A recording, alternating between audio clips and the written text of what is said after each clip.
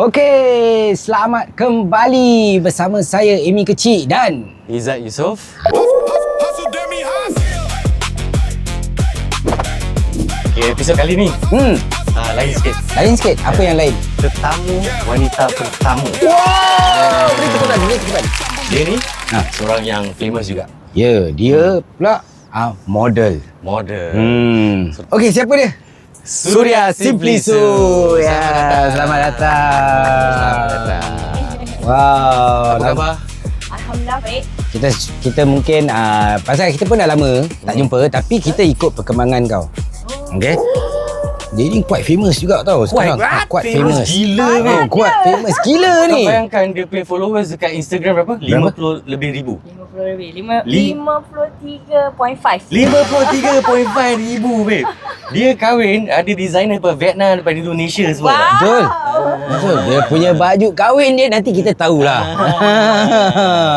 Okey. So, mungkin kita start dengan soalan pertama lah. Soalan yang pertama. Soalan yang pertama. Apa dia soalan? Okey, apa yang buat kau famous?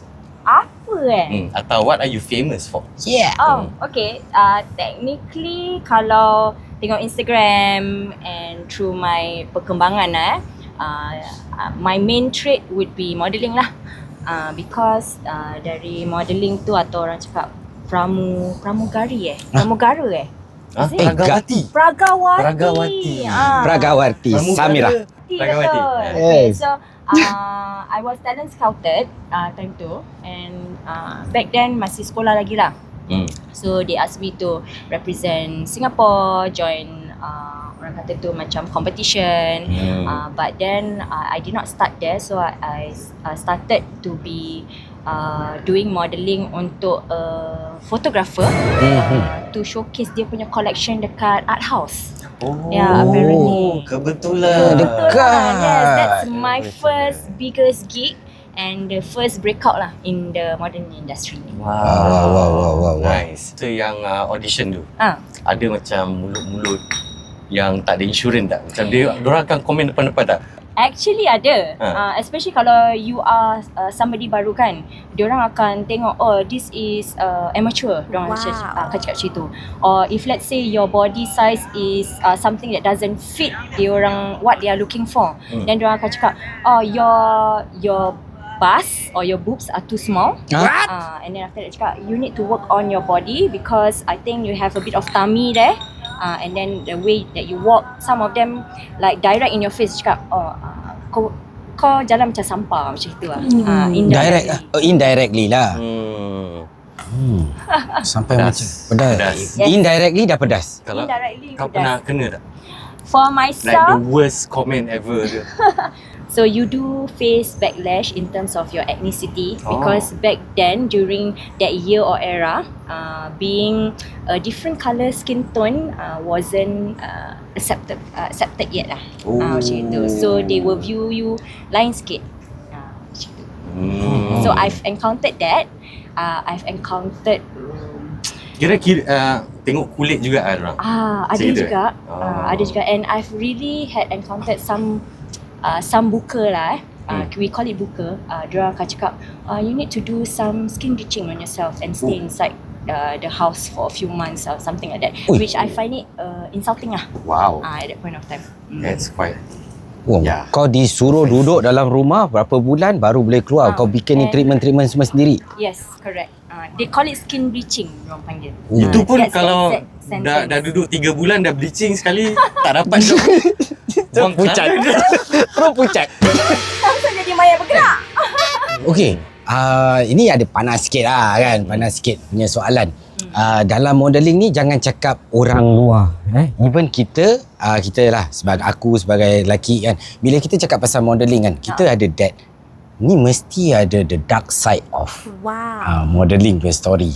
You know, mesti ada kaitan dengan macam orang offer korang benda bukan-bukan ataupun offer untuk jadi model yang tanpa sehelai kain kat badan ke. Orang offer kau lah. Okay, cakap direct punya lah. Ambil gambar. Bau je. Oh, yeah. Aku nak tengok macam mana kau nak cakap. Okey. Ada orang offer ambil gambar. Girl. Okay. In the modeling industry, what you see as a facade, dekat, Apa fasad? as a Luaran dia. Oh, luaran. The surface je Yes, gitu. on the surface itself, memang cantik. Ah. Tapi dekat the back end of it, you will see some dark side lah.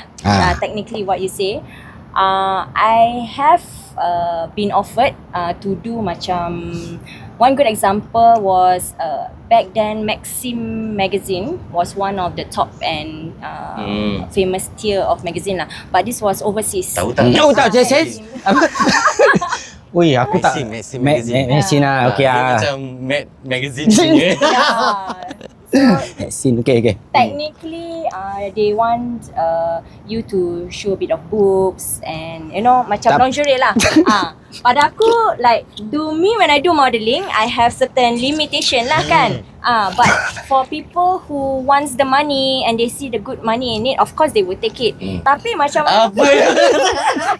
Tak ada, aku rasa macam jangan bila dia tunjuk. Dia macam engkau. Okay. Okay, sorry. Okay. But that's the reality of it lah. Yeah. And I ever encountered a few photographers who will try and ask me whether are you open for body painting, orang bilang. Body painting? Oh. Here? Yes, Oh, body wow. painting. Body Ponting. Body painting meaning that it's whether you are half nude or whether you are totally nude, and then after that they will paint. But technically they say they will cover and stuff like that. But still, Kau bugil siap? yeah, technically Berjam-jam, babe. lah. Pasal nak kena draw apa? Betul. They Keras. Will be drawing paint. Body paint. The whole body dorang paint kan. So dekat dalam aircon, kau cakap berjam kan, paint tu akan keras. Kan? Kan? Nanti kau gatal macam mana? Kau Dia berkah. Aku tengah imagine tu benda, bukan benda lain. Technically some of them pay very good money, to be honest. Tapi I think I already set my principle and par in terms of where I want to the utmost kira I don't want to do in the modeling, because to me buat modeling tu doesn't mean you have to show everything. Kita cakap less clothes is more. Sometimes the more you cover, the more it's intriguing and the more it's what you call that, refreshing for people. Kau ni tengok. Kau punya tangan tu berbual, aku sudah fikir bahaya. Aku kalau bawa masa kena tangan. Oh, Kita. Okay. Tapi maknanya masih wanita timur. Yes lah, of course. Macam mana pun dia tetap berpegang lah pada Ada prinsip tu. ada prinsip. Itu yang bagus. Apa nama IC? Nama IC Nama IC Suria Matahari. Jawa lah. Jawa. Oh. Okay. Itu the dark side lah yang kau pernah go through kan. Yang kita nak tahu yang from a single modeling terus pindah lah jadi isteri orang. Pindah tu kan. Okay, so macam mana first korang nak juggle, macam kita tahu husband kau pun members kita orang, dia pun kerja like night club, musician, kau modeling, and at the same time kau nurse kan. So macam mana korang balance kan and to accept each other punya career? Accept it. Okay, I think it's all about understanding. Basically, he's in the entertainment industry and partly also with me doing modeling or acting. Also in the entertainment industry. So it's more of that mutual understanding of kita orang punya work, punya commitment. And also the contribution that we have to give and take lah. Macam example, when I'm working in the daytime as a nurse, or whenever I'm not working as a nurse, when I have the free time, I do other gigs. Then that's my daytime, right? Then my daughter or my kids will be sent to school lah. So the school will take care, and then after that, if let's say certain shoots or certain jobs that is beyond the time of me fetching her, so that's where kita give and take, and I will tell him okay, you nak kena ambil dia at this timing, so nanti malam pula my shift lah rotate macam itu. So kira dia punya hustle ni teruk tau. Pagi kerja nurse. Betul. Sometimes ada offer berlakon, ada offer modeling. Then at the same time sekarang ada anak kan, nak kena bagi masa kerja lah apa dengan family, anak dengan suami. Kan it's not easy lah orang cakap. Betul. It's not easy. Sebab tu dia layak duduk sini. Ya. Untuk kita Pasal? tanya pasal hasil dia, tapi aku belum habis. Belum. Okay, go back earlier. Okay. Early days. Alright. Masa tengah mula-mula modeling. Wedding. Pasal aku rasa macam banyak fotografer wedding bridal house pun dah pakai gambar kau. Serius. Kan, betul tak? Am I right to say that? Actually betul. Pergi tengok gambar kau. Tak semua lah. Kebanyakan lah kan. I would say maybe 80-90% lah. Before I actually buat modelling for bridal Malay industry, I was already a model in agency itself. So I was doing brands. One of the famous brand that I did was Karen Miller. That was one of them. Yeah. Siapa? Kenal. Zaman dulu-dulu punya designer. Dia jual barang apa? Dia ada bag. Okay. Then Then, faham lah. Lepas tu there's this bridal, but it's apa? Vivian. Pada aku. So I started in the kira luar punya industry before I entered into the Malay industry. I see. Malay bridal industry, when I first enter, I got a shock of my life lah. Cerita. Pasal apa? One thing, bila kita dah biasa dekat luar, diorang punya makeup very light makeup. So ala-ala macam ada tak ada macam itulah. So kena pula dengan bridal industry Melayu, diorang punya makeup was thick and compact time tu. So my first time when kena makeup tu, I macam oh wow, macam terperanjat sikit lah. But after a while I get used to it lah. Tiba-tiba muka kau rasa berat kan? Macam berat, macam tebal. Dan kening macam betul-betul terletak, define macam gitu. So How many awards yang kau pernah menang? wow. Ini tak tahu, nak tahu ni. How many awards? Actually banyak juga. Itu kan banyak juga. Banyak. Banyak juga. So Okay, satu yang kau kira paling like Proud lah. proud of proud of okay, currently which was like 2025, I won influential woman of the year among Asia Pacific. Wow. Yeah, so they had this a few models from different countries. So I actually won the title lah. Wow. I don't know how it got shortlisted, but that was one of the award. And the other biggest award was me walking the stage of Royal Albert Hall in London. What? Wow. For avant-garde and hair showcase. They call it Intercoiffeur International. Oh, Intercoiffeur. So I'm one of David the Copperfield. David Copperfield. I'm one of the model yang represented Singapore. Wow. Proud of you, man. Tahniah. Cita Nariza nak perform tau dekat Royal Albert. So I walk the stage And at Ori, Royal Albert. kita pun ada Royal Ada. Albert Kita. Yeah. Victoria Theatre. Victoria's Secret. Wow. Wow. Okay. Victoria Secret tu apa? Ini Itulah brand.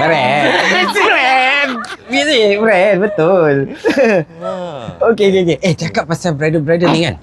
Dia kahwin baju bridal dia bukan kaling-kaling tau. Cakap dengan orang Okay. dari mana Dia punya, biar ada story lah. Dia punya baju kan, dia bukan dekat lokal. Dia kena tolobang sana, tolobang sini. Torbang. Okay, Zu, kau mungkin kau bilang kita lah. Kau punya baju kat mana kau ambil? Okay, so time I nak bersanding or when I want to get married kan, I had a few bridal Singapore yang nak sponsor makeup artists and stuff like that. But of course I had a vision and somebody in mind already lah. Then one of the outfit that I really wanted was my Indonesian heritage. Okay. So have to have that batik and stuff like that. Then there was two designer that I was stuck with. Satu is Anne Avante. She's one of the top designer in Indonesia. And the other one was Kak Anas. I call him Kak Anas lah. He designed for singers like Krisdayanti, Rosa. Good. Oh, Ada benda yang pelik ke? nama dia Kak Nas. I I call him Anas lah, Kak Anas. Him Kak Anas. Okey, okey. Itulah aku tengah fikir. Him, Kak Okey, Anas. faham. Sorry. Okey, okey. Nak tengok gambar ke? Tak nak. So dia designer for all these Puteri Indonesia. Ui. All these like macam Miss Universe and stuff like that, and also some of the artists lah. So when I went down to Jakarta to do my fitting, to handpick my selection of my batik prints. What? And also to customize all the beadeds from the top onwards lah. Wow. And Ni it's maha custom. Maha custom, betul. And the baju masih ada kat rumah. Wow. It's kept for me. Wow. Kalau kita total up dia punya baju yang kau custom tu agak-agak berapa? Wow, okay. For the Indonesia designer itself, by right, estimated probably about 12k Singapore dollars lah. Estimated. Just baju dia je. Baju dia je. Pasal dia ada beaded details and the batik is all the ukir batik sendiri. Ini yang baju batik tu je. Wow. 12,000. 12,000. Habis ni belum cerita pasal kau pakai gaun tu. Sambung yang tu. Aduh, okay. Kau yang kau cakap apa? Dia duduk. Dia duduk pelamin dia sudah tutup. Dah tak nampak pelamin. Betul, tak nampak pelamin. Laki dia terus tak nampak ah. Rino dah tak nampak ah. Alamak. Rino nampak suit aje. Betul Rino, aku pergi aku tahu. So baju yang gold tu, gold.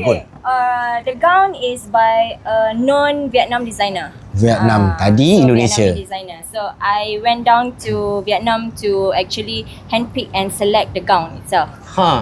So dia fitted to me lah. Okey. Yeah, and there was a few selection yang cantik gila, but apparently I selected that gold colour because I love benda yang gold.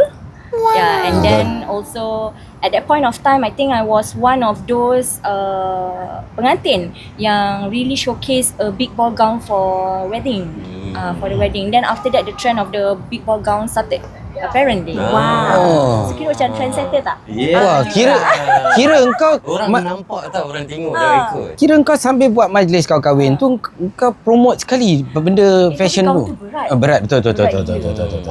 Gown tu dah lah besar. Dan dia ada can-can kat dalam. And it's berat because it's heavily beaded also. Tapi dah fitted to me lah because I went to Vietnam to do the fitting. Tapi that gown I tak simpan. Pasal gown tu memang mahal gila. Okay, berapa? Gown tu is about 35k USD. USD. Di Singapura berapa? Diorang pakai USD sana. Kalau 4 kali 8. Okay, tak apalah. Kita tahulah mahal lah kan.